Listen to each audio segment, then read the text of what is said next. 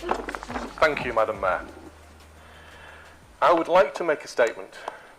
Further to my comments and conduct at the council meetings on the 27th of June and the 13th of July 2022, I accept that my conduct was unacceptable. I failed to treat you, Madam Mayor, with respect by repeatedly refusing to cease talking when you requested me to do so, and also refused to sit down when requested to do so. I failed to treat Gerard Jones with respect in comments made about him.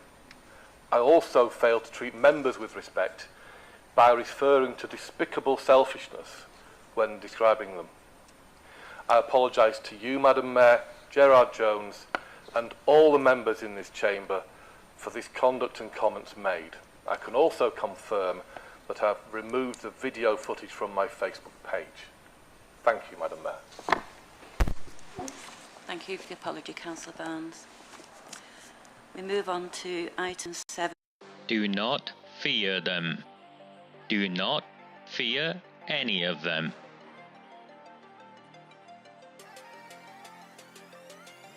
On the 20th of November 2003, James Ignatius O'Rourke McMahon was elected councillor for the Failsworth East Ward of Oldham.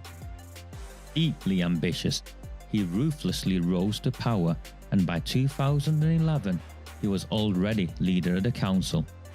In 2015, exploiting a Labour Party loophole, he became MP for Oldham West and Royton.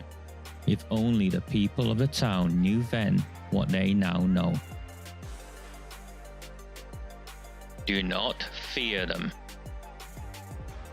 Do not fear any of them.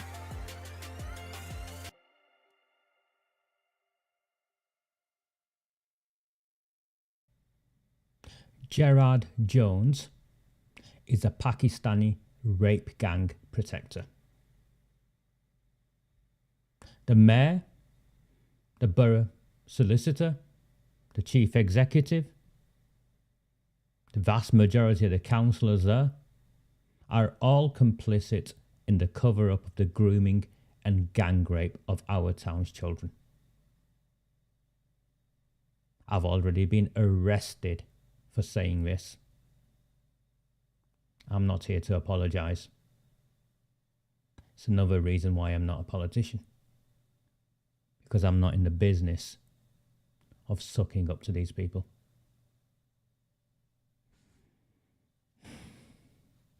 There's more to it. Of course there's more to it.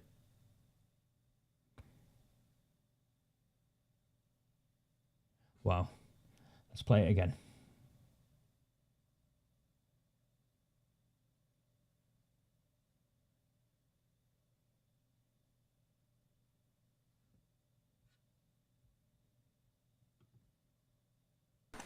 Thank you, everyone. Please be seated.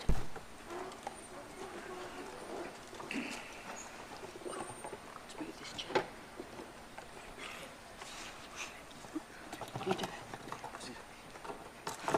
Sorry, folks, this chair's heavier than me. Thank you for that. Councillor Barnes, I've been informed that you wish to address the chamber. Thank you, Madam Mayor.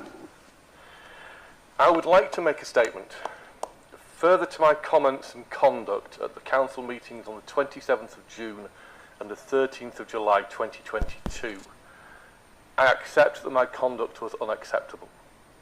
I failed to treat you, Madam Mayor, with respect by repeatedly refusing to cease talking when you requested me to do so, and also refused to sit down when requested to do so. I failed to treat Gerard Jones with respect in comments made about him. I also failed to treat members with respect by referring to despicable selfishness when describing them.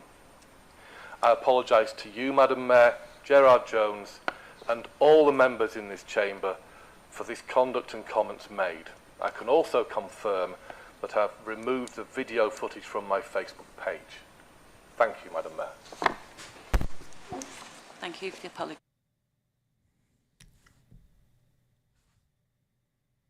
The hour is indeed late. And another one that we placed our faith in falls by the wayside at the first time they are attacked. For over 4 years I've been doing this, and this is another reason why I am coming towards the end of this chapter of our journey together. What I take for granted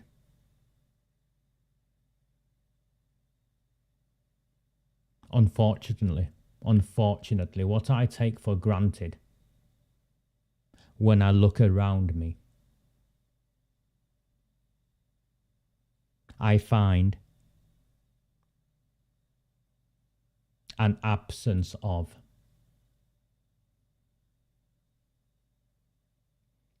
What you and I and so many of us want to see as the character traits of our leaders. I don't even want to use the word courage because I do not think it is courageous.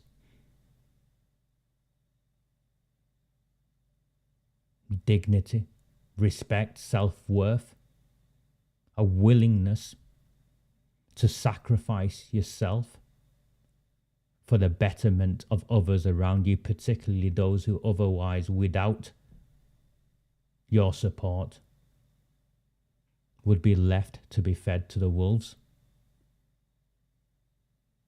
Unfortunately, I do not see this.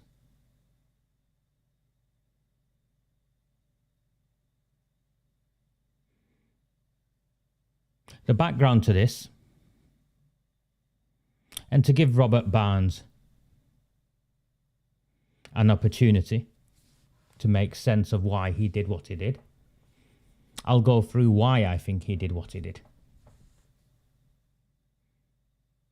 It's not to excuse his behaviour, but to try and understand his behaviour. No, Jeanette, there's no setup here. There's no setup here. But I'll try and be kind. The man has clearly been under immense stress as a consequence of other factors. He's been betrayed by his own. Dave Arnott, Beth Sharp, Lewis Quigg, all distanced themselves from him. And he faced the prospects of a standards committee.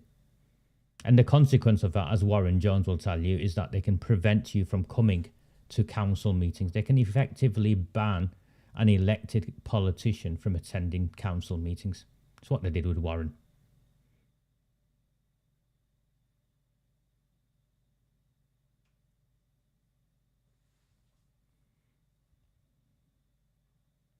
But what?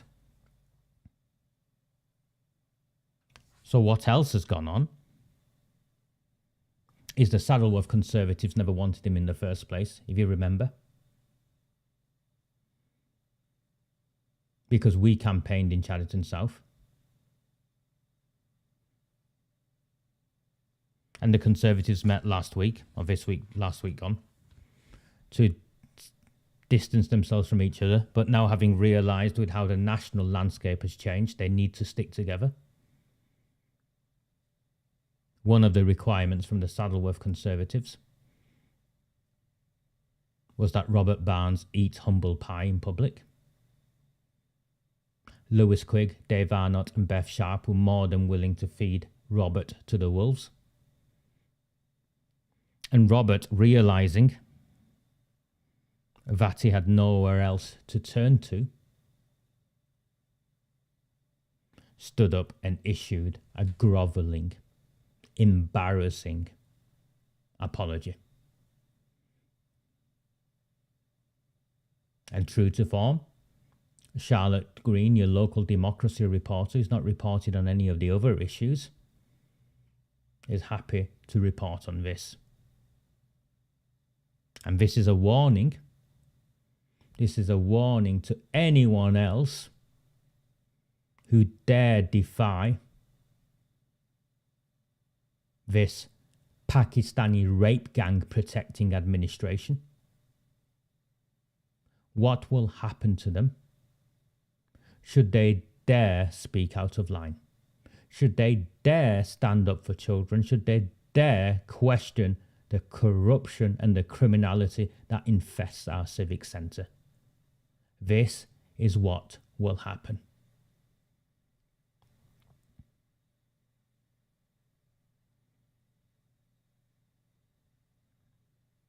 So Robert did what he did to stay in the council chamber, perhaps.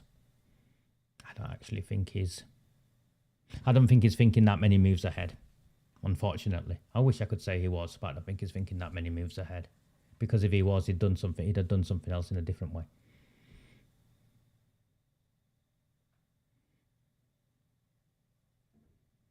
The Conservatives have now rallied together and are going to campaign in Hollingwood. And Amanda Chariton, and you can see the Mayor and Dirty Harry Caffrell and all the others have got exactly what they wanted.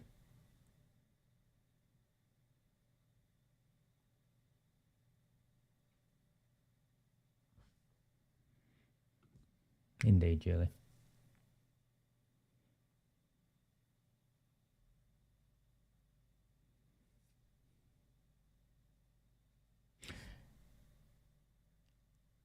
A very good evening. We have plenty to get through today, and we will move on very quickly. For those who are new to this, and some of you are new to this, my name is Raja Mia. I have been doing what I've been doing in this way for the last 4 years or so. This is described as the last part 3, episode 3. So we a third of our way through the final 9 transmissions. If you find value in my work, please buy me a coffee. There's a link at the top, or use PayPal. I'd hoped we'd get enough subscribers for these transmissions to continue, but that's clearly not looking likely. We're stuck on, I'll tell you now, I'm just bringing it up. We're stuck on still less than 150 paid subscribers. I know times are tight, and they're also tight for me. So unfortunately, it looks like come after Christmas, if any of you work in any factories anywhere, or a couple of any 0-hour contracts, I'll happily work for minimum wage because I'll earn more than minimum wage. Let's get on with this tonight's transmission. I need to bring something else up. Just give me 1 second.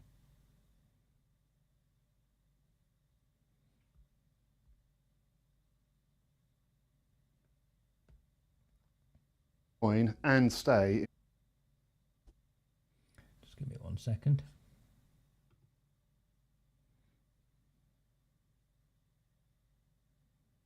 During our inspection, we found that police vetting standards are not high enough. Simply put, it's too easy for the wrong people to join and stay in the police. We also found that a culture of misogyny, sexism, and predatory behaviour still exists in policing. In the forces we inspected, this culture is prevalent. To rebuild public trust and protect female officers and staff, vetting must be much more rigorous and sexual misconduct taken more seriously. It's essential that police leaders act now on our recommendations. Our report has highlighted that they simply cannot afford to wait any longer. During our inspection, we found that police vetting standards are not high enough. Simply put, it's too easy for the wrong people to join and stay in the police. We also found that a culture of misogyny, sexism, and predatory behaviour still exists in policing. That's the police inspectorate. Sadly, for some time we've been saying, evidencing how corrupt Greater Manchester Police is, how in bed with criminals they are, and how complicit they are and have been in the cover-up of the grooming and gang rape of our town's children. Their own inspectorate, and this is following the Sarah Everard murder, where a serving police officer kidnapped, raped, and then murdered a young woman. And it turns out that this culture is prevalent in forces across the country, in police forces across the country. So what does that mean? Well, there's a man called Detective Inspector Kenny Blaine. Kenny Blaine is based out of Oldham Police Station. Kenny Blaine first came to my attention when I met him and took to him a whole host of crimes that he helped cover up. Complicit in criminality, helped cover it up. There's no ifs, there's no buts. Kenny Blaine is a bent police officer working out of Oldham Police Station. And in correspondence with others who took complaints to Oldham Police, the highest level of criminality at the council, repeatedly the police officer whose desk this landed on was Detective Inspector Kenny Blaine. And Detective Inspector Kenny Blaine, to a number of individuals, quashed legitimate grievances, legitimate reports of criminality. And so arrogant is Detective Inspector Kenny Blaine in his correspondence to victims, because that's what they were, victims of crime. He described himself as the council gatekeeper when protecting criminal politicians and criminal council officers and criminals who worked in partnership with these criminal council officers and criminal politicians. And then it emerged that we weren't the only ones who were concerned with Detective Inspector Kenny Blaine. A petition was identified, I think on Change or whatever, one of the web pages, one of the petition web pages. A petition was identified that confirmed that Kenny Blaine is so dangerous, his own children's school will not allow him onto school premises. They don't expand on why a detective inspector in the Greater Manchester Police has been banned from entering a school playground. You'll have to decide whether he's a risk to children, or he's a risk to other parents, or he's a sexual predator in the style that is reported here and harasses women, teachers and staff. I do not know. But the fact that a school, his own children's school, has prevented him, banned him from entering school premises, and he is Greater Manchester Police's gatekeeper protecting the bent politicians at Oldham Council. What are you going to do, Kenny Blaine? Come and arrest me again? Go for it. Absolutely go for it.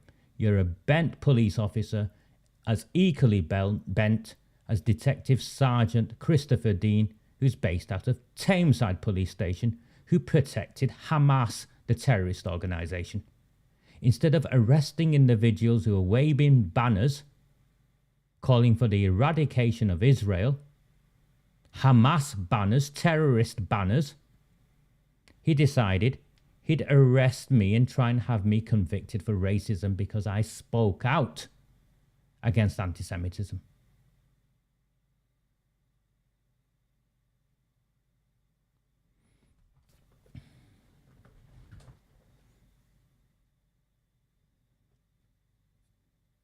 When Robert Barnes was issuing his apology, the event he was referring to, of course, was that now infamous council meeting where the council and the police, including Andy Burnham, one after another, stood up and apologised for the cover-up that wasn't a cover-up, but the admittance of failures, even though the report that they've released details a cover-up, even though they don't claim it's a cover-up, but it details a cover-up. When Jim McMahon's senior press officer is celebrating killing a story, that would have made you and I and everyone else aware that our children were being dragged off the streets and gang raped. That is a cover-up.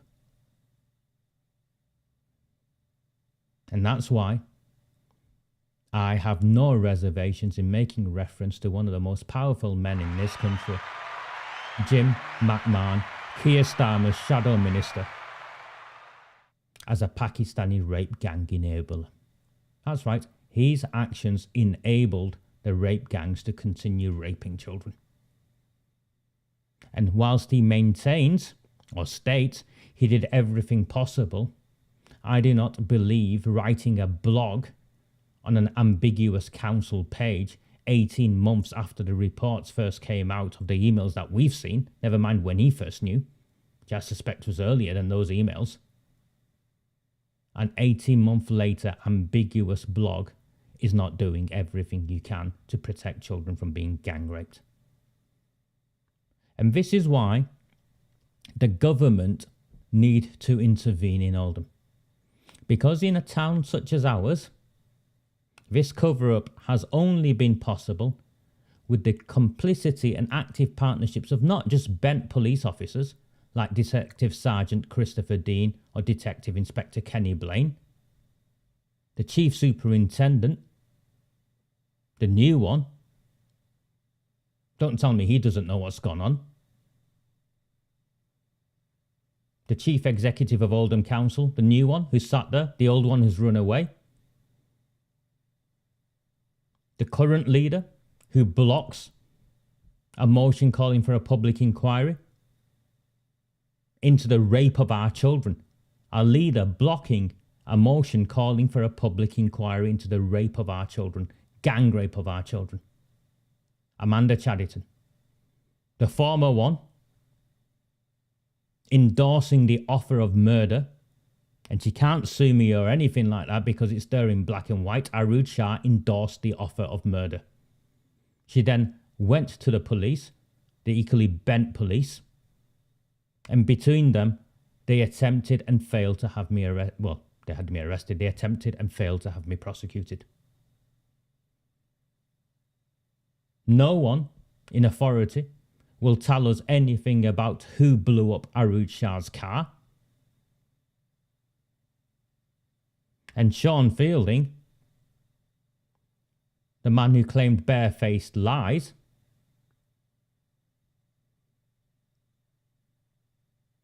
is now attempting to make a political comeback somewhere else.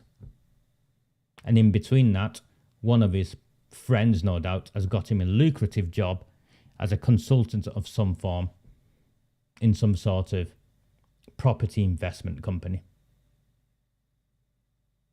Yeah. This is a bloke who bought a shopping centre during a pandemic.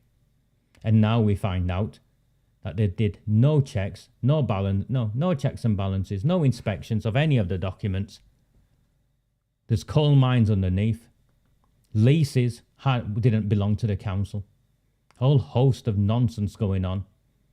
And what cost 9 million plus fees, about 12 million,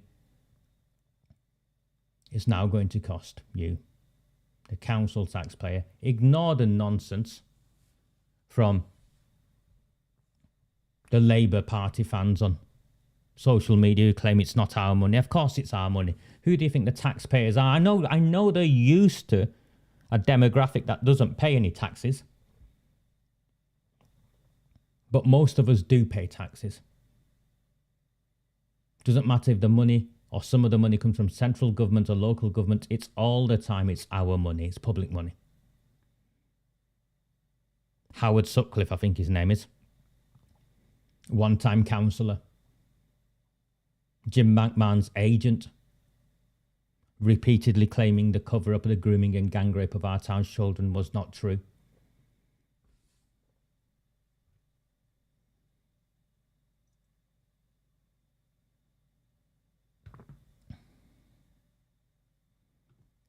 That doesn't matter.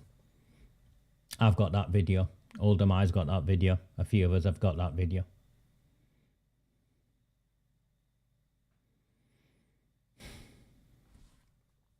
Okay.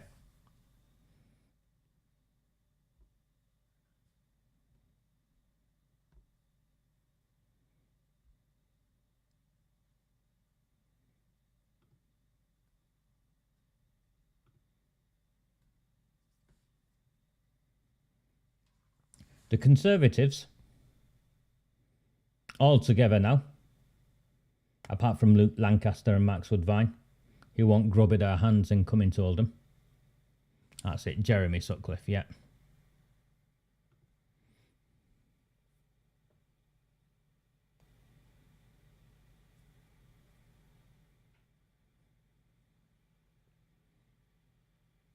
There's something very interesting about this photograph. So you can see Pam Burns next to Beth Sharp. Graham Sheldon in the background, that McInnes guy. I think that's Dave Arnott and his wife. Not sure where Lewis Quigg is, but it'll be there somewhere. Cameron Gaffer is a Conservative candidate in Hollingwood.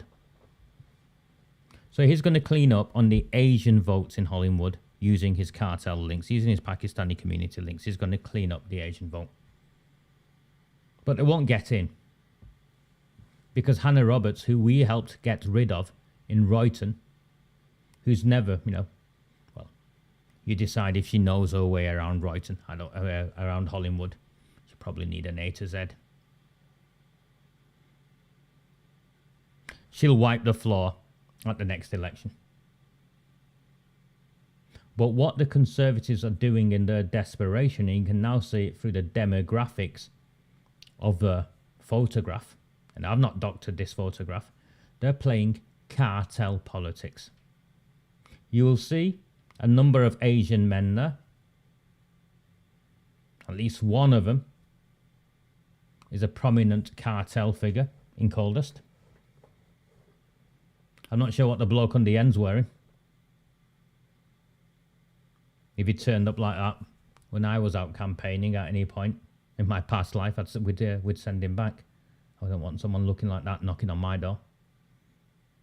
And I'm not on about the colour of his skin before someone asks. But notice the absence of Asian women. Can you see that? The Conservatives are playing Jim McMahon style cartel politics. They're trying to engage with the Bangladeshi and Pakistani communities via the men in an identical style to Jim McMahon and the Labour Party. Shameful behaviour, but not at all surprising. And remember, Beth Sharp presents herself as a women's advocate, as does Pam Byrne. Yet here they are, happy to pose in a photograph without a single Asian woman there. And also, look at the complete absence of diversity. Where are the minority faces from our other working class communities? Where are the Indians? Where are the African Caribbean people? Where are the black Christians? None of that, because they are trying to fight. They are trying to muscle in on the bloc vote.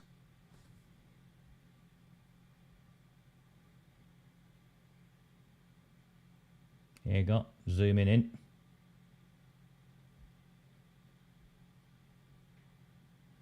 That's the guy I was on about, with the hat on and the hill figure.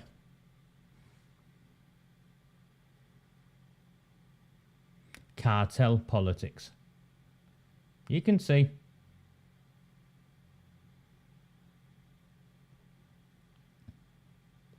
complicit in selling our children, and now happy to get involved in dodgy Asian politics.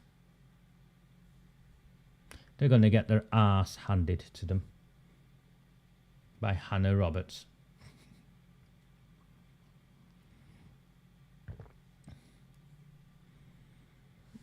That's him, Dean. Good evening, mate. Yes, Jeremy Sutcliffe. Yes.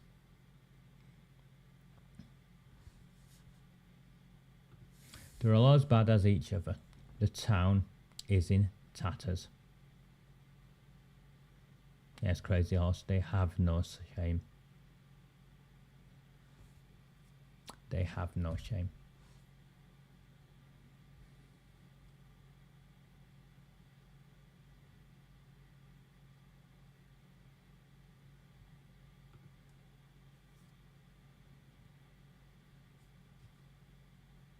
Who, Cameron? Yeah, absolutely. Yeah, he's been a Conservative voter for a while. I know that. I agree with you on that. You should go and have a look at the council makeup. I think it's in Pendle. I urge you to go and have a look. I'm sure it's in Pendle. The Labour Party are all Pakistanis. The Conservative Party main guys are all Pakistanis. It's just cartel politics, village politics. You wouldn't know. One wouldn't know a Labour Party policy or a Conservative Party policy at all. What they've done is just imported the politics of a faraway place into a working class town. Disgraceful.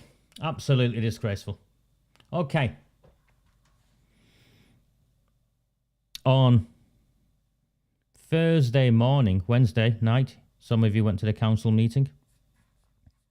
Prevented from entering. Giuliano got assaulted. The police have been in touch.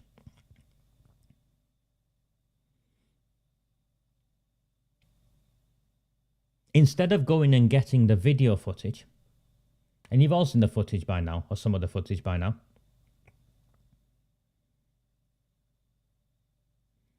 and I am that sort of man, so I'm happy to acknowledge. I have no issue with that. I think it was the gentleman Red Pill Phil, without his video footage and Jania's work. I don't think that would have come out the way it did.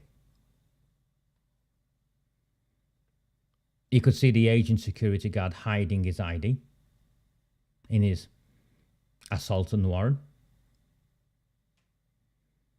And the police, to confirm, refused to come out and see Julie, even though Peter Brown made a 999 call. Refused to come out to a victim of assault.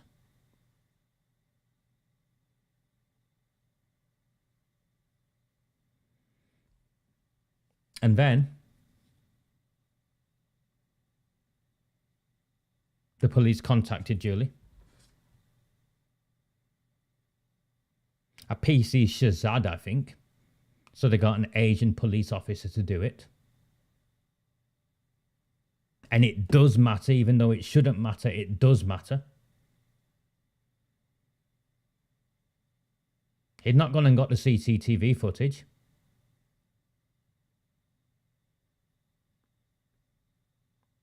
His question was, why were you trying to go to a meeting? Why was a member of the public from Oldham, lived their life in Oldham, her father is 90-something years old, lived his life in Oldham, why was a woman of this town, a citizen, that's the exact word, why was a citizen attempting to go to a council meeting? That is what the police officer wanted to know.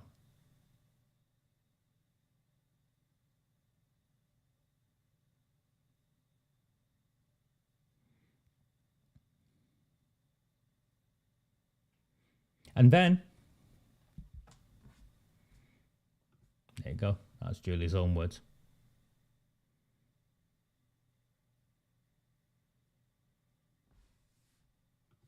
You'll wait forever, Imran. You'll wait forever. The police are bent. Greater Manchester Police, Oldham Police Station, is a den of inequity. It's corrupt. It's criminal. Let me share something with you. I've been keeping this to myself. There's a man out there. His name is PC Flood. He's a young policeman from Thameside Police Station. I have been, and I won't go into the details just yet, but I have been a victim of a horrendous hate crime over the last month. I reported it to the police. The police tried to avoid to take my statement, but I persevered because the hate crime is black and white. The first time I went to the police station to give my testimony, to, fill in the forms, the police officer had gone off sick. I don't believe he was sick. I believe he was hoping I'd go away. The desk sergeant was nothing other than rude. I persevered. And I went in, I think it'd be 4 weeks on Wednesday. I went in and gave my victim statement. I emailed across my victim statement of what had happened. The police officer, a police constable Flood, young man. I have nothing against him. I'm sure it's above his pay grade. His actions are above his pay grade. It'll ruin his career, but I'm sure his actions are above his pay grade. I'd arranged to meet him, I think it was at 8 o'clock in the morning. Came out at 8:30. It was clear to me he'd had a briefing with one of his superior officers before he came to see me. Took me through into one of those rooms.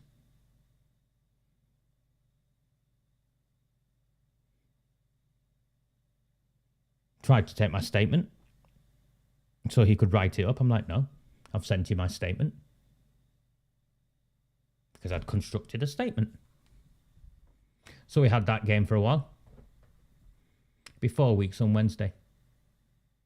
Not a single crime reference number, not a single arrest. The evidence is conclusive. Of course, this individual is one of Jim McMahon, Amanda Chadit and Arood Shah's associates. It is a horrific hate crime. And I'm still waiting for a crime reference number, never mind an arrest.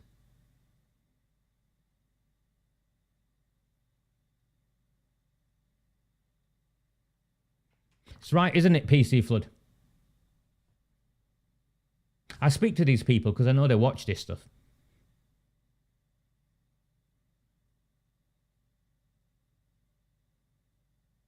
It's because they're protecting the bent politicians at the top. Every time it's the same, Julie. The reason these police officers are behaving the way they are is because they're protecting the bent politicians at the top. And the bent politicians at the top in our town, all trails lead back to the same person. Jim Ignatius O'Rourke McMahon. The hamster-cheeked samosa nibbler. The hamster-cheeked samosa nibbler. Oh, Lane, of course I've done all of that and I'll continue to do all of that. But it's not going to get us anywhere.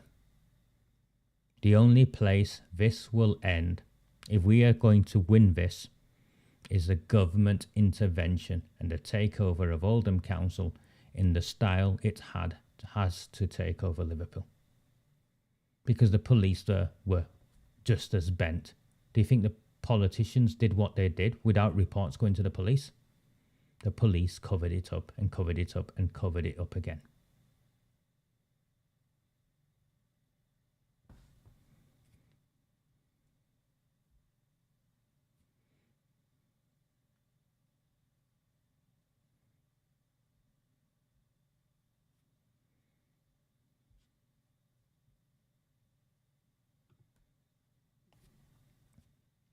Any of you know AFC Oldham?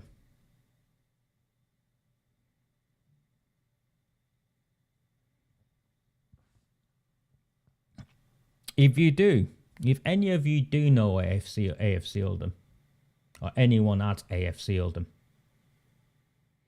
I urge you to contact them and tell them to stay out of politics, to stick to running community football teams and working with young people, women, young men. I urge you to do that because I would hate to see them used as a pawn by Oldham Council and Jim McMahon and others.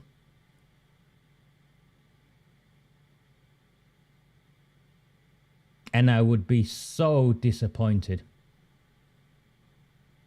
if I had to turn my attention towards them and use my set of skills to start to look more closely at some of their affairs and some of their people and some of their aspirations of these people. I'm sure they do a lot of good work, and I would rather they stick to doing that good work rather than getting drawn into politics or thinking that they can do a deal with the council for resources and facilities, and in exchange promote politicians such as Jim McMahon. So if any of you know AFC Oldham or anyone involved, please speak to them.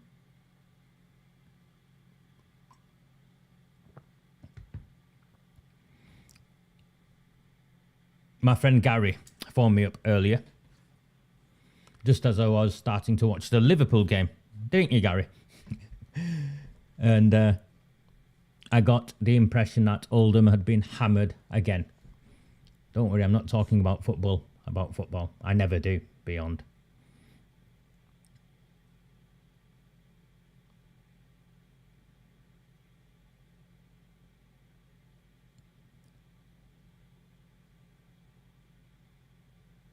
Oldham Athletic Football Club had been politicised for some time.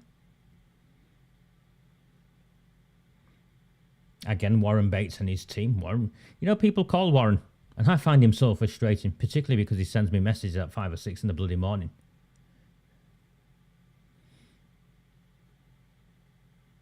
But he took on the council at the Lancaster Gate, prevented the council from building on land that didn't belong to them in some sort of dodgy land swap with the owners of Athletic at the time. Was it 7 million, 8 million? I can't remember. Some sort of dodgy loan grant awarded by the council involving Jim McMahon. The police had to investigate it. Apparently there was nothing to see, but I don't think any of us believes that.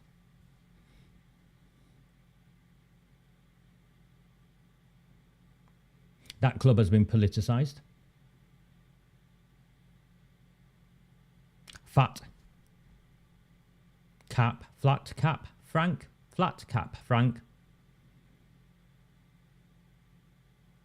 had come to most of our attention prior to his purchase of Oldham Athletic, where he posted leaflets, claimed hand-delivered by himself, most likely hand-delivered by himself, promoting Arood Shah and trying to keep Arood Shah as a councillor in Chadderton South. He spent his own money doing that. He's not just a businessman, he's a Labour Party campaigner, because those are the actions of a Labour Party campaigner. And this Labour Party campaigner has now bought Oldham Athletic. And I'm sure it will all come out in the wash. I'm sure it will all come out in the wash. If you're finding value in this transmission, please like, please share. There's 53 shares and 188 of you watching. Hello to my friends at the Greater Manchester Police. My friend Andy is here somewhere, I think. Andy sends me messages on text message, and he always is kind to enough to also say hello to Greater Manchester Police, because Greater Manchester Police were tapping my phone at one point. Weren't you, Greater Manchester Police? What did you find? What did you find? Nothing. Otherwise, you would have charged me for it. I was indeed in court on Friday. Thank you to those of you who came. Tony Martin, Peter Brown, a lady from Failsworth who I won't mention her name because I don't think she... we're going to... Gary came, of course. And David Nestor was there, but unfortunately David wasn't sat with us. We had tea and biscuits. Well, we didn't have biscuits, David, but we had tea. We sat in the witness bit. I was giving testimony against Irish Imi, or I was meant to give testimony against Irish Mini. That is Jim McMahon's associate, Arud Shah's, I don't know what he is to Arud Shah, and convicted heroin dealer, convicted getaway driver of Dale Cregan. He'd breached his restraining order against me. No one from the press was there. One of the most dangerous criminals in the town. No, clearly not a story for the Oldham Times or the Manchester Evening News. Some of you have been in touch with me since. I left at 3 o'clock. I was told I could leave. I left at 10 to 3. 2:50 I left. I was told I could leave about then. Nothing happened. They were arguing with each other. So the legal teams were arguing with each other. I don't know what they were arguing over because we were somewhere else. There was no Costa there, mate. There was no Costa there. A humanitarian drug lord. So I'm not sure what's happened with that. I have emailed the courts. I'm presuming it will have been adjourned whilst they decide who's arguing what with who. And hopefully I will be called again to give evidence, despite the attempts to intimidate me that Greater Manchester Police are aware of, despite the attempts to intimidate me to prevent me from giving evidence.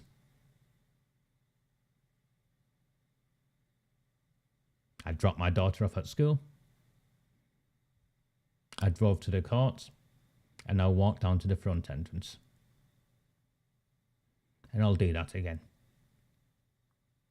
You can try to intimidate me all you want.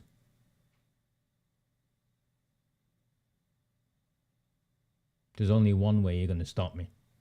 And I think you and I know exactly what that is.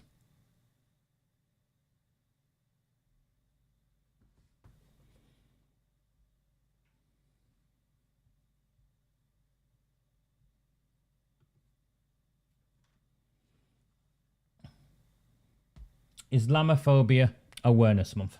You can't just have a day. You've got to have an Islamophobia Awareness Month.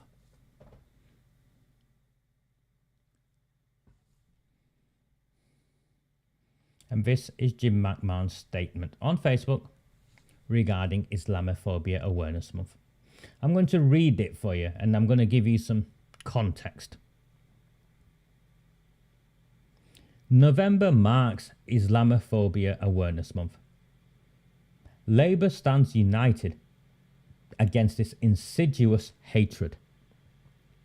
Year after year, British Muslims are victims of the highest proportion of religiously motivated hate crime, and under the Conservatives, this is going up with a 28% rise in the last year. So, he's blaming the Conservatives for British Muslim hate crime against British Muslims. Remember, the Home Secretary, Sajid Javid, is a Muslim. Was he the Home Secretary? Have I made that up? Was he the Chancellor? Yeah, you know what I mean. Labour is the party of equality and anti-racism. And we are committed to tackling Islamophobia in our party and wider society. We are calling on the Conservatives to do more And yet, after 4 years of failed promises, they performed another screeching U-turn by dropping work to develop a definition of Islamophobia. Under a Labour government, we will introduce a landmark Race Equality Act to eradicate structural racism from our society by tackling it at source.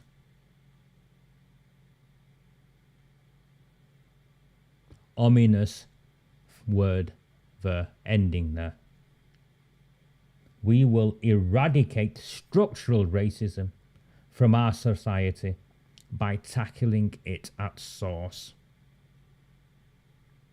Do you know what the source of structural racism is according to people such as Jim McMahon?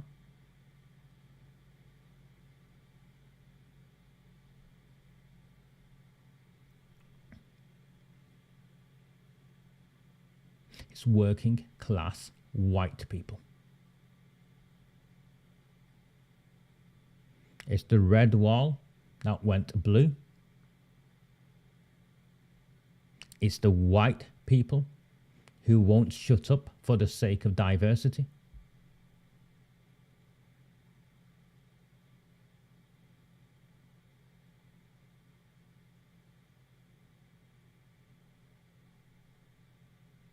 And what this is, by McMahon, is dangerous. It's dangerous on a number of levels, and it's a game being played. Now I'll start with why it's dangerous first. Islamophobia Awareness Month was created, set up, I don't know what the exact phrase is, by an organisation called MEND. Give me a second, I just want to bring them up. Sorry, I didn't have enough devices to do it at once, but I will do it now.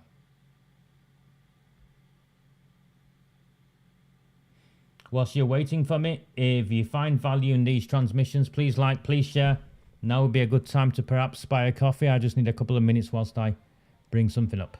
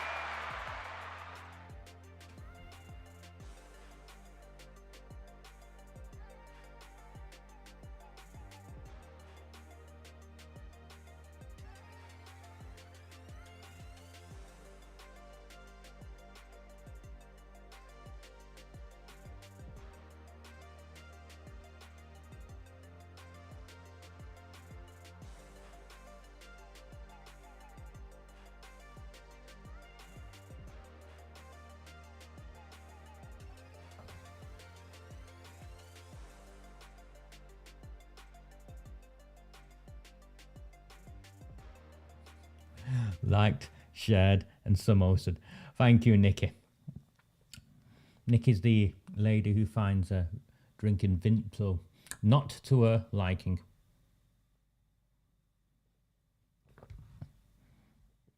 Mate, you're falling into a trap. Ignore that crap. I've seen that. Ignore it. It's just a trap. Right? So MEND is the organisation who set up Islamic Awareness Month.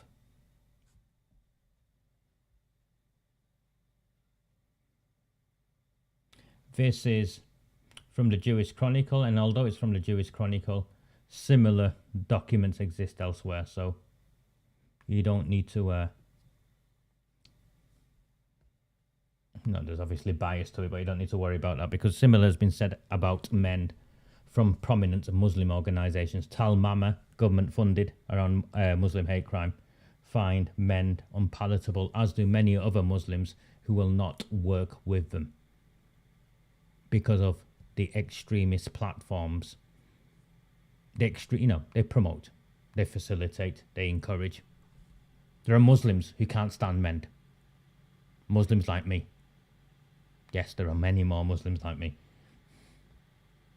So, last night, a number of Labour MPs, including party leader Jeremy Corbyn, attended an event in Parliament to launch Islamophobia Awareness Month. So this is from the November the 2nd, 2017. So you can see, that's where it goes back to. The decision, so it was Mend who, it's a Mend initiative. The decision to attend was met with strong criticism, not because of opposition to raising awareness of Islamophobia, no, but because of the nature of the group organising the launch. Muslim engagement and development, so that's what MEND means, has sparked concern both in the Jewish community and in the wider world over accusations that it has previously hosted extremist Islamist speakers. The Board of Deputies criticised the organisation whilst giving evidence to the Home Affairs Select Committee on Anti-Semitism last year. The approach taken by MEND risks increasing hostility and suspicion between the Jewish and Muslim communities rather than building trust and empathy. And just so we're clear and to make it fair,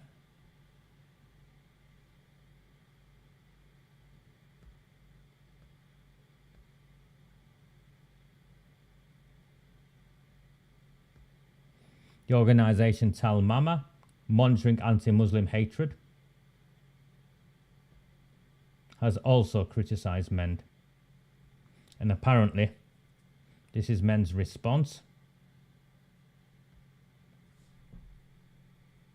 The allegations made against them were libelous and defamatory. Mr. Fayez Mughal. You can see. So MEND aren't well liked. I know when I was working in the counter-extremism world, many of us would not work with MEND. MEND championed the concept of the Muslim bloc vote. They talk about the Muslims voting together as a group, and in return they can lobby for resources and concessions as a consequence. And they produce these documents. MEND Policy Pledges, Muslim Manifesto 2019. You can see that there, bottom right, Muslim Manifesto 2019. So Islamophobic Awareness Week is a creation of an organisation called MEND, who,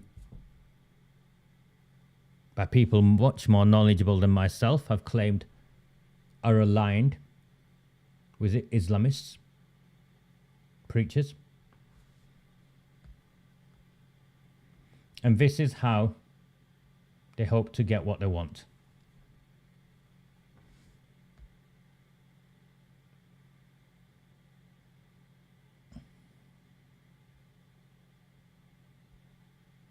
A healthy democracy does not require agreement on every issue.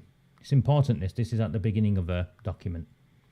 Rather, we contribute to positive social change through solidarity in issues of mutual agreement and critical discourses on issues in which we differ.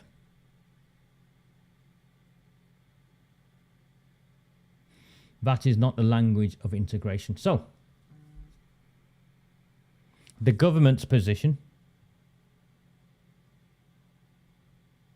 on building belonging, its cohesion strategy, has always been around British values. There are things we must all align to, irrespective of where we come from. The rule of law, respect for women, so on and so on. Yeah, but what we can't define as British values. MEND are saying that doesn't matter, as long as we can have critical discourse on what we disagree on. And they have a series of policy pledges. So this is what McMahon is aligned with, because this is where it comes from. So the way in which men believe that Muslims can be better integrated, is that what they believe? No, not about being better integrated. It's about not being victims of hate crime.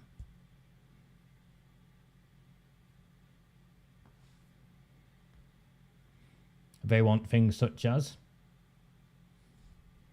grassroots Muslim organisations are enlisted to assist in developing teaching materials to educate young people on the dangers of Islamophobia. They want to decolonise the education system. But this is the bit that I found really interesting. Number 8, do you see that? Commit to supporting faith school provisions in the state sector for Muslim pupils and parents. You can see that? Commit to implementing faith schools provision in the state sector for Muslim pupils and parents. So what they want to do is they want to create a state-funded parallel education system of Muslim schools. A segregated education system of Muslim schools where Muslim children go to Muslim schools and are taught a Muslim curriculum in the United Kingdom. Yes, I am a secularist. I have been my entire life. I find it very uncomfortable on matters such as this. Yet your MP, Jim McMahon, is promoting Islamophobic Awareness Month, which was established by MEND, an organisation that many Muslims refuse to engage with because of their extremist links, whose aspirations include the public funding and establishment of Muslim schools across the country where Muslim children can be educated to some Sharia compliant curriculum, no doubt. How do you feel? How do you feel about that?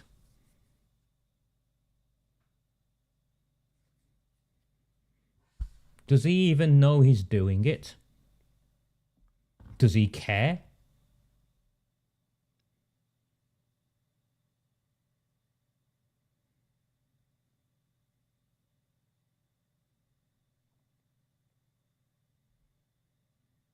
The head teacher of Oldham Academy North this week was forced to stand down.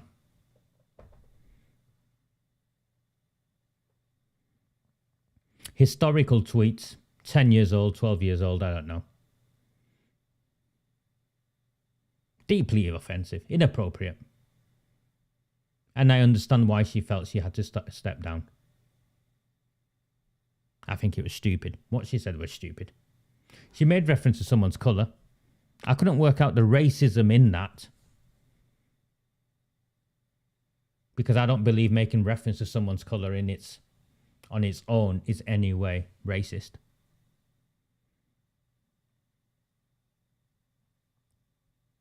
Or ethnic origin or religion. Those are neutral terms. Those are demographic terms. They're not, unless it's in the context of something offensive.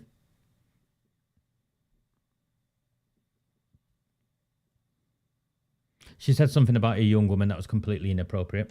A student as well. But there's something else going on there. There's something else going on there at Oldham Academy North. And that's why all of the politicians have remained silent. All of the council officers have remained silent. All of the councillors have remained silent.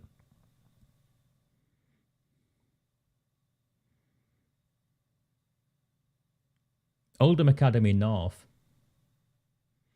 was the Grange replacement school. So they closed Grange down, Grange Secondary School, School I went to, by the way.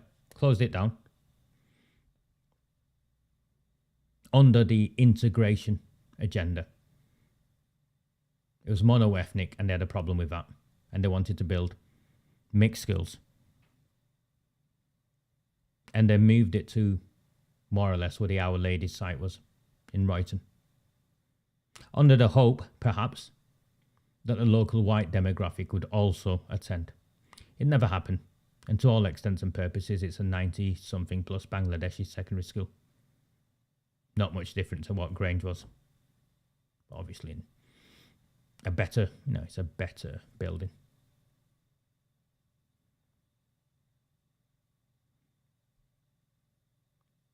And that school, under that head teacher's leadership and her leadership team, almost all exclusively white,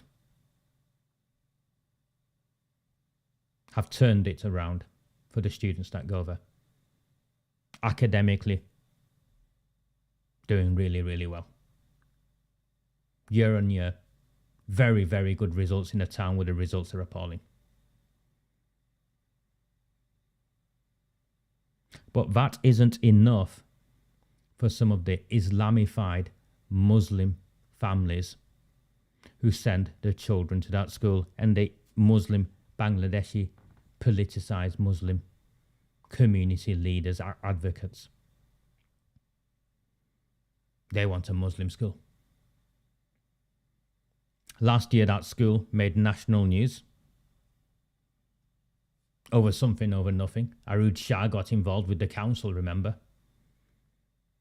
That's half a dozen young boys were forced, and I use that term loosely, to do the Friday prayers outside in the rain because the school had been flooded or something and there was the normal space where they do the Friday prayers wasn't available. My position back then remains the same as it does now. What on earth is a secular school in this country allowing for the provision of worship, Muslim worship in a school? I wouldn't allow it. Not a chance in hell would I allow it. And so we're clear, I wouldn't allow in a secular school for the provision of any other form of worship either, from other religions. And there's been a power struggle in that school.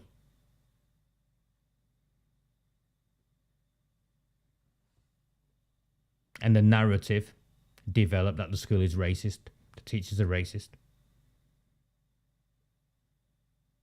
And clearly the leadership of the school does not reflect the community it serves, and that is an issue. But I'd be more worried if the leadership did represent the community it served and the school and the kids were doing shit in the exams. What's the purpose of a school? A secondary school, if not to make sure that the kids leave with a good standard of education. Which is why someone went looking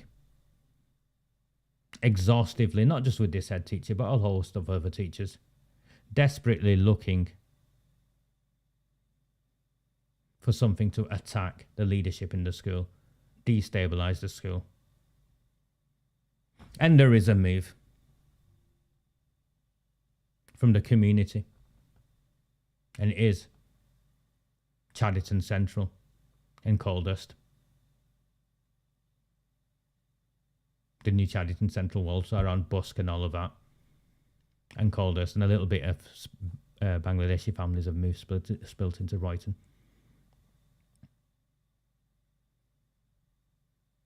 So there's something dangerous going on there. Something that I am genuinely concerned with. It was targeted to get rid of her.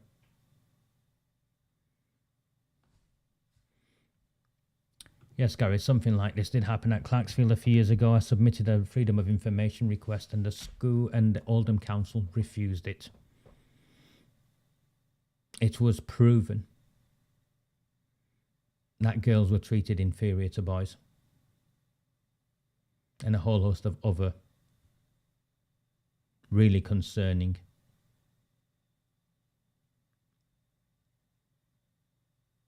events unfolded in that school.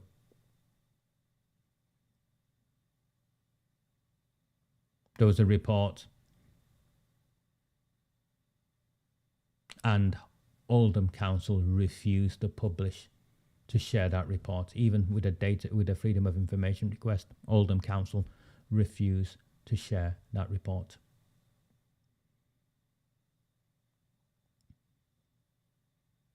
There's the new school being built near Sainsbury's, run by Bluecoat. Looks impressive, as in the old Sainsbury's site in Oldham, opposite the college.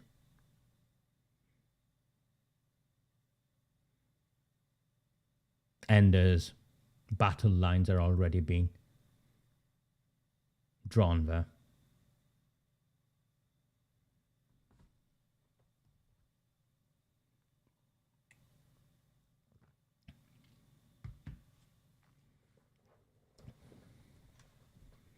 If I was Bluecoat, what I would have done with that school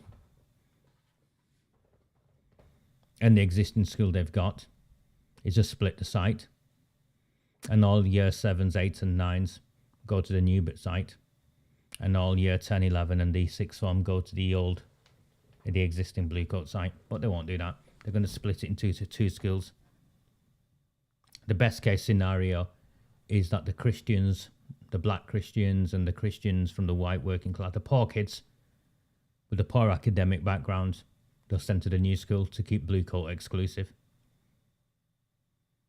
The worst case scenario is, even though it's run by a Bluecoat and the Church of England, to all extents and purposes, it becomes a Muslim school. There you go, I've said it. We'll see. We'll see. They don't really have governors at the EACT schools. It's the way the academy is set up.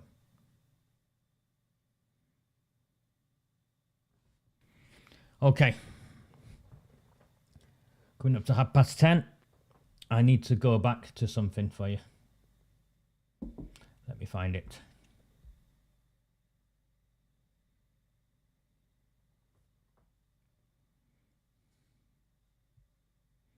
I'm going to put this up full, I think, so you can see it. You don't need to see me for this.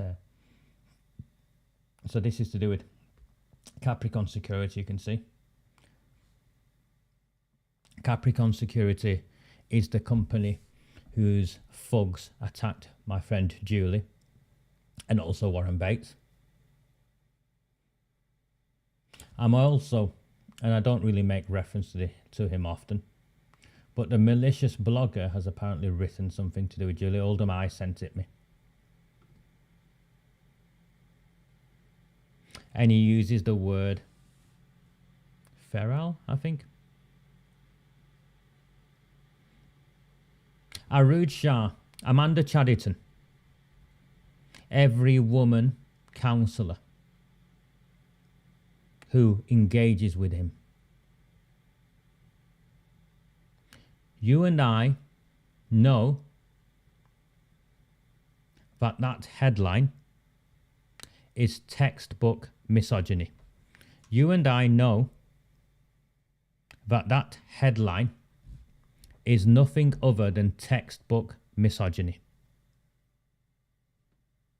Yet you continue to engage with this man and endorse him for no other reason, let's be honest here, for no other reason that he is used as an attack dog on myself and decent, law-abiding people of our town. That headline is textbook misogyny by your own interpretations, not mine, by your own interpretations.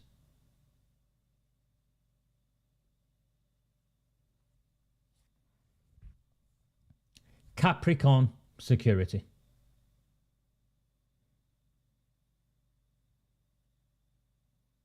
It went bust. Yep. The council were involved in a contract with it prior to going bust, and the council continued. Wow. Wow. That is a standards complaint. That is a complaint. Someone needs to complain to Oldham Council about Ross Birch. Someone needs to screen grab that, like from her, and complain.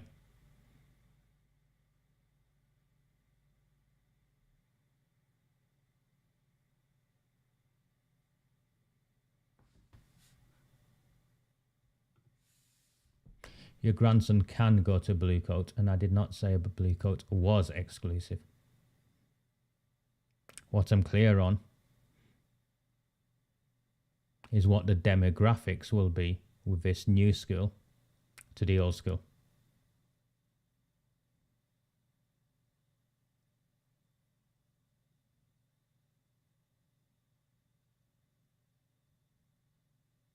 Capricorn Security. The organisation goes bust whilst enjoying a lucrative contract from Oldham Council. Even after it goes bust, in whatever form it then re-emerges as, the contract continues. The obvious question is, did it go out to tender? From everything I can tell, no, it didn't. So the actions of Oldham Council in continuing a contract with an organisation that went bust is unlawful and is illegal. The Borough Solicitor, Paul Entwistle, will be neck deep in this, as he always is. But there's a deeper issue here with Capricorn Security, and I want to bring it up here.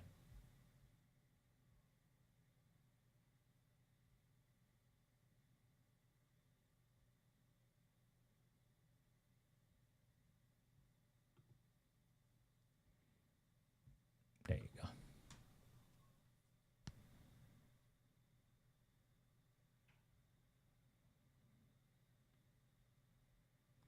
This is the document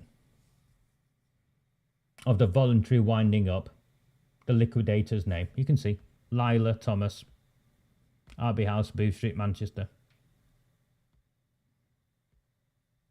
And it's in reference to Capricorn Security Limited.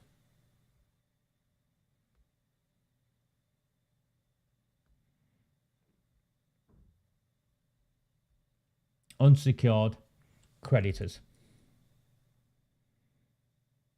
£114,659 of unpaid corporation tax to HMRC. £380,948. That's nearly £400,000 of HMRC pay as you earn. That is money they took off pay slips. That's what that is. Money they took off pay slips and kept for themselves. So the way it works is the council, the way these contracts usually work is the council will be given invoices, X number of staff at this cost, gross wages, all of that. The security staff then will have pay slips with the tax and national insurance taken off at source. That's what PAYE is, pay as you earn. And they've pocketed that money.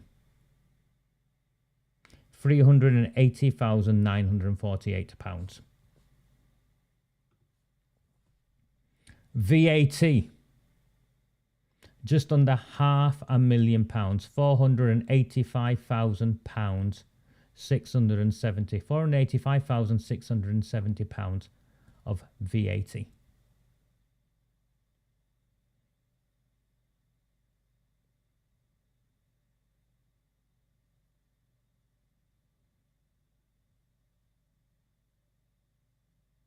How? And then another £100,000, £96,225, 28 of unsecured trade creditors.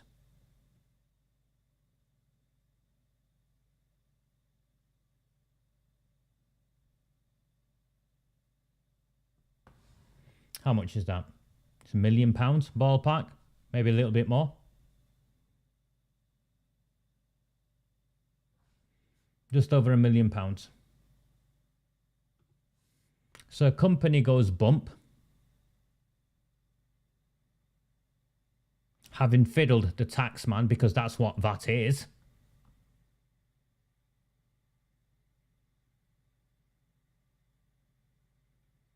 The new one set up, and what was it? It's got £3,000 in the bank. And Oldham Council are awarding it contracts, and its thugs in return are beating up members of the public. It stinks. An organisation who is, I won't use the word defrauded, but you know what I mean by that. Because this is taxpayer, you know, HMRC is the public purse. £1 million, give or take. And the council continues its relationship with that organisation, albeit a new name.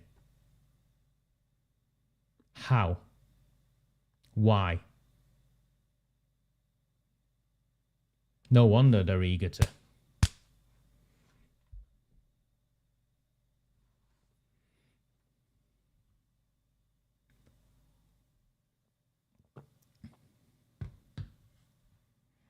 If you're one of the 242 people who are viewing today, maybe like, share, consider buying me a coffee.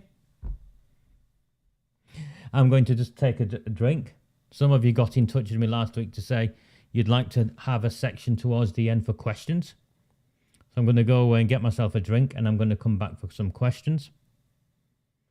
So bear with me, please. But take a time, take a moment. Consider buying me a samosa, buy me a coffee. This is the third of the last 9 of the Recusant 9 Sunday night transmissions. They end at Christmas.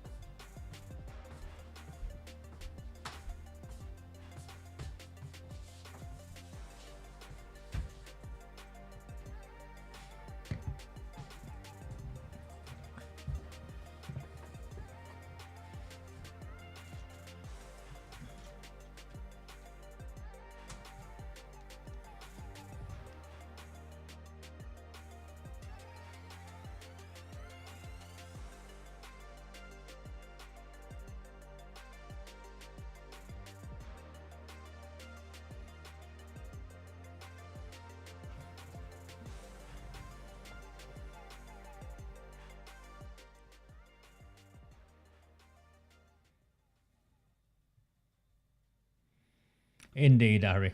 Just like the firebombing of Arooj Shah's car. Still no one has been charged. But she got a medal. The chief constable gave her a medal. Or awarded her with something, didn't she?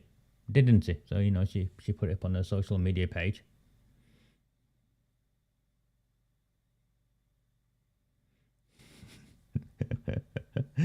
Indeed. Indeed. Capricorn Security should not have that contract. And, as I read in the Oldham Times and the BBC, even the BBC ran with the headline. Even the BBC ran with the headline. about the council meeting. Apparently, members of the public had stormed the building. Complete nonsense. And another claim that the assault had taken place outside. Again, complete fabrication. But what I found interesting in that newspaper report was Brian Hoban and Beth Sharp. Now, Brian was fair enough. You've put bloody barriers up and stuff, and they, people should be allowed to come into the council meetings. Beth Sharp claimed she'd written to Amanda Chadderton demanding answers. Well, excuse me, Beth, if the people of this town don't believe you.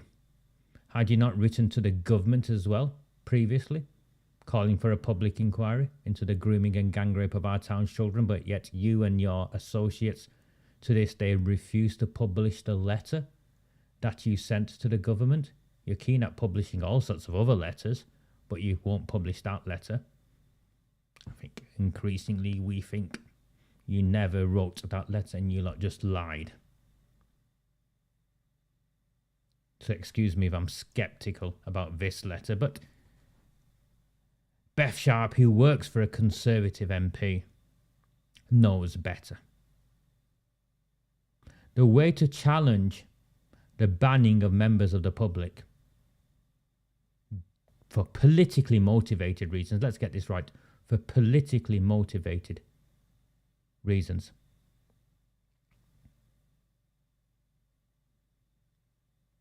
is against the very fabric of our democracy. It's implemented by Amanda Chadderton with the assistance of Dirty Harry Caffrell, Paul Entwistle and Elizabeth Drogan. And this is communicated externally by the head of communications, Jenny Harvey.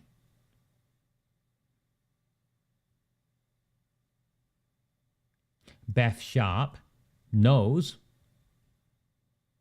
that the way to challenge this is to stand up in the council chamber and denounce the actions of Amanda Chadderton and her team. She knows that. Stand up in the council chamber. Put forward a question. Put forward a motion. Demand answers as to how someone can be judged to be looking at someone else in such a threatening manner from 100 yards away that they have subsequently been banned from a council meeting. How someone can be banned from a council meeting who wasn't even at the council meeting where the allegations against them were presented. How someone can be banned from a council meeting for intimidating an individual who never put forward a complaint that she was intimidated in any way whatsoever. These are the actions of tyrants.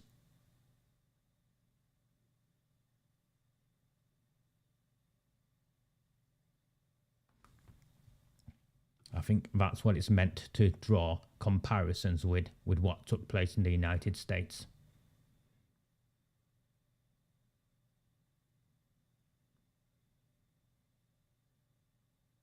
Okay. I'm kind of done. I've got loads more to get through, but I haven't got the time. Happy to take questions. Where's Moab? I think Moab is currently flying to Istanbul last time I spoke with him. Gary. He'd gone away for 5 weeks, 6 weeks, I think. He'd been started off, playing football, pretending he's playing football. And he's currently in Istanbul. In fact, I need to go and see his mother. His mother's been away out of the country. And I went to see her before she went away, and I've not gone to see her, and she's back. She normally brings me some goodies back, so I'll make sure I go and see his mum, and I'll ask her if she's heard from him. She'll roll her eyes. She'll just roll her eyes.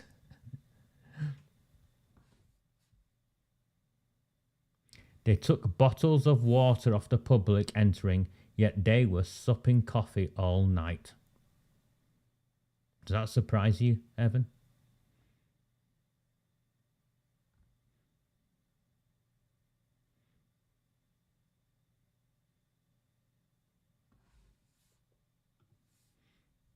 Harry Hitler and Sister Sarah were asked at the Q&A in January 2022 about using. Oh, is that the big con?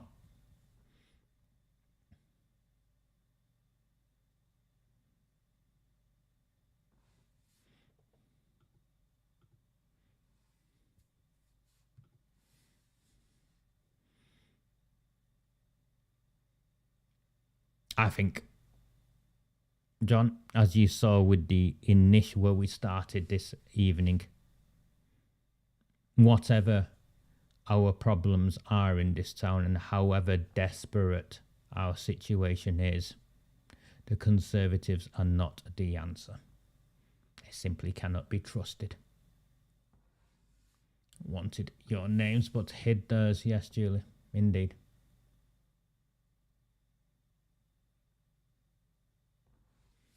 And I think that's exactly what they want, isn't it, Sally? I'm totally put off going to council meetings now and don't want to be treated like a criminal. They are asking for ID. Yeah, go through your bags and all the rest of it. But they're asking for ID when they are opposed to voters having ID, to show ID when turning up to vote.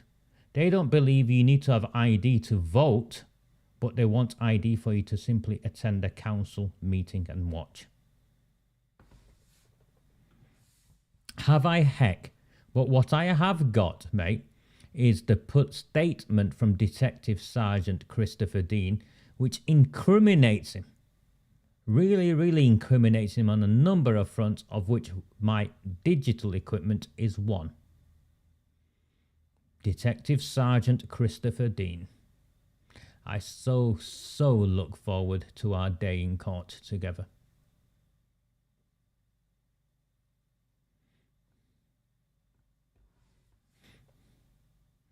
Yes, he's been on a good holiday, hasn't he, Julie?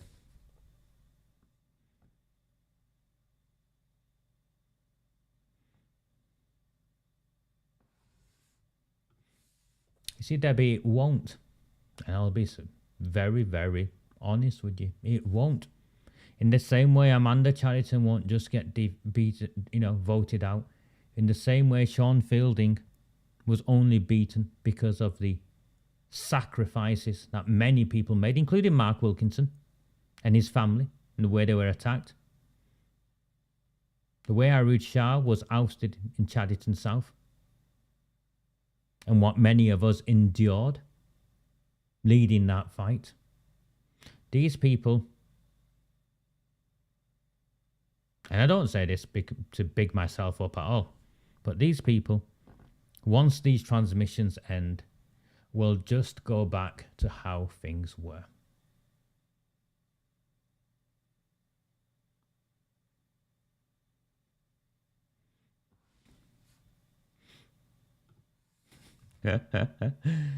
You'll have to ask him, mate. There's a story there. There is a story there. You should ask him. You should ask him. I don't think they can take phones. It wouldn't surprise me. It wouldn't surprise me. Maybe they made sure they turned them off. No, people had the phones. I saw the video footage in the back filming. I saw some of the ladies holding the phones up and filming.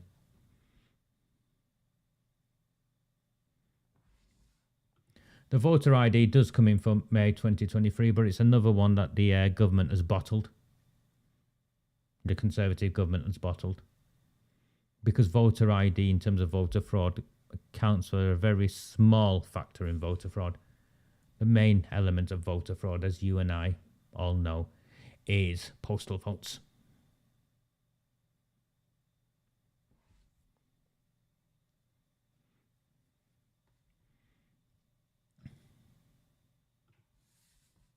Well, the only hope you have there is the Royton Independents, if they can get going and get enough traction and get enough people to support them.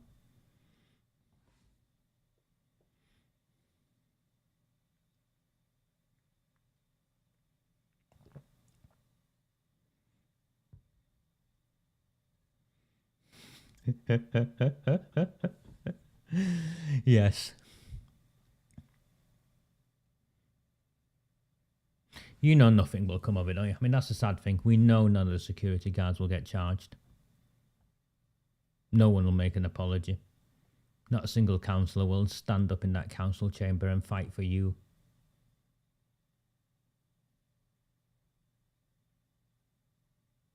We've come such a long way. And yet it's clear that irrespective of all that we've achieved, we've got such a long way yet to go. Thank you for joining me for the third of the last 9. We're a third of our way through of the last 9 of the Sunday night Recusant 9 transmissions. If you find value in my work, please consider financially supporting it, either by buying a coffee or preferably by subscribing to the webpage. It's 75 pence a week, people. There's 261 of you watched it now. By the time the week is gone, it'd be 1,000. By the time the month's gone, 10,000. My name is Raja Amir. A very, very good evening. Do not fear them. Do not fear any of them.